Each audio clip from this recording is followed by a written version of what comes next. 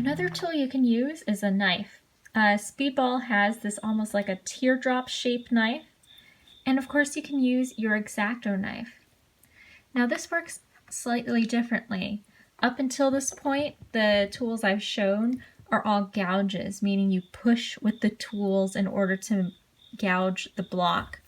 Now with knives, these are the one kind where you traditionally pull towards yourself or parallel with yourself. You usually rarely ever push out because that's not really a very natural movement. And so if you push away with a knife, usually that doesn't work so well.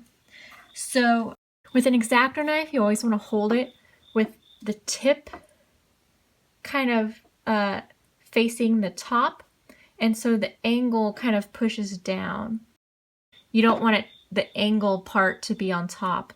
You want it to be straight all the way down on top. So no, this is the beveled edge, the sharp edge. Always keep that down closest to the block or to the paper if you're using this for paper. And with the speedball version, this one is a little harder to tell because it actually has an angled edge most of the way around. I usually just use it with like the fatter part towards me, but I think there's some more, since the angle of that blade goes over here even, I think it's a little bit more forgiving. So this is where thinking about the direction you carve is kind of interesting. So my advice before, this is good, no bueno, you don't want to undercut, and then this. However, what we're going to do is pretty close to this with knives. Although imagine this, but maybe slightly fatter. So like it might seem pretty straight, and of course our ink is going to go up here. So what we're going to do with our knives is we're going to actually outline lines first, kind of around the edges of the lines we want, and imagine a solid line.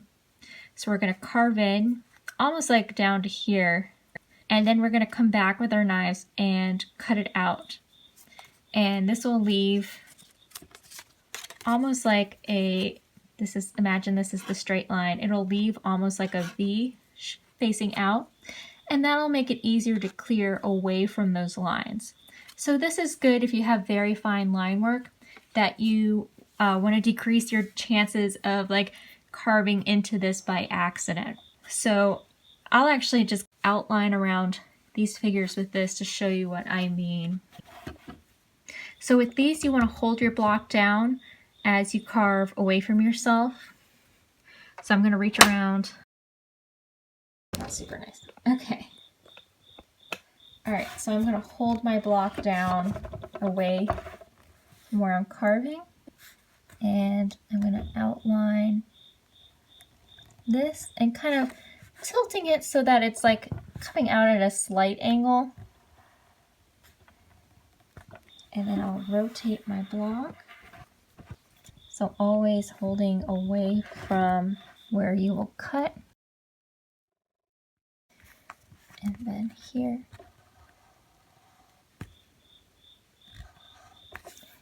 And so to cut this out, we will then kind of hold this at an angle, right? So like slight 40, almost like a 45-degree angle next to the line you carved. So like space it out like a 1/16 of an inch, carve down, and then you can kind of be very careful. Usually don't try to use the tip of the blade, but too much because you'll risk. Often you can kind of go back, and then it'll clear out a space. It'll clear out a space. So this is great if you want to draw a line in advance that you're worried about carving into. Sometimes carving around if you do have more of an outline form. And so it can be a little bit more precise, but you have to be careful.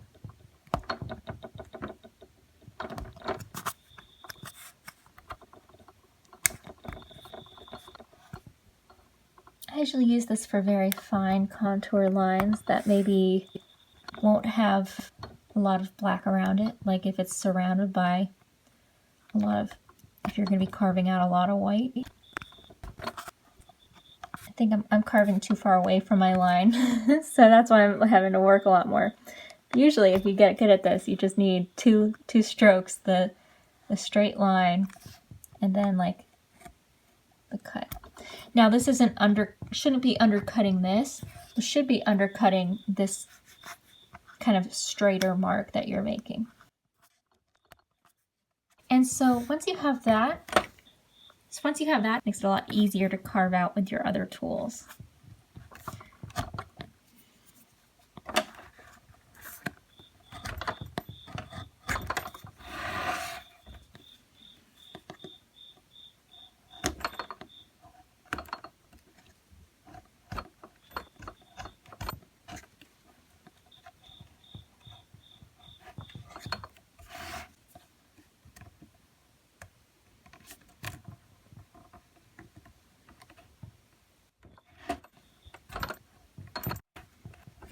Now some people say sometimes it makes tools duller faster if you touch this. I tend to do it especially with thicker linoleum, or if in fact my blades are duller. Sometimes I use it to give myself extra control, but I have heard that this is not a good habit. I just spend more time sharpening my tools.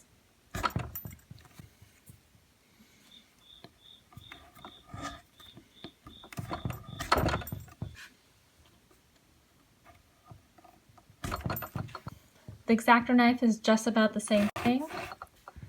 So you can outline.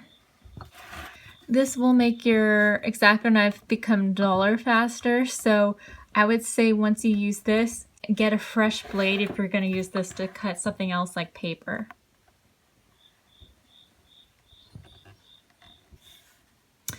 So just like before, though I might do it a little closer.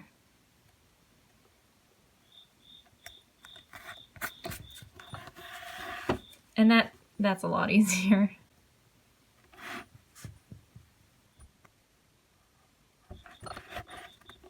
And I think this is a fresher blade too, so I think this feels like it's going a little bit easier. And so you can kind of, I usually try not to flick it too much, just because I don't want to break that tip off.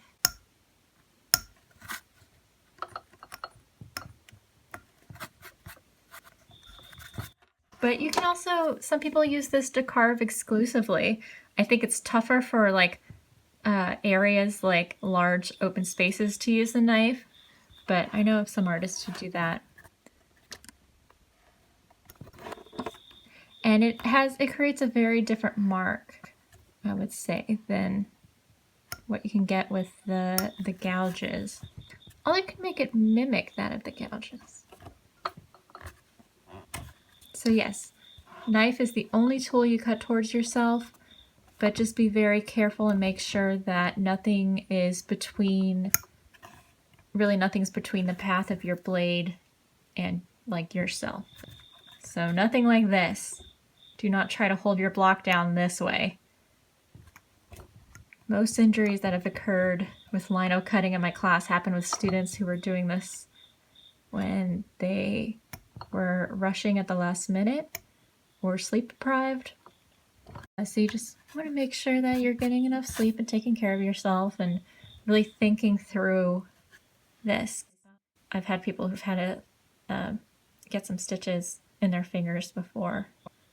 So it'd be really cool to see what this looks like when I can roll it up, ink it, and take a proof.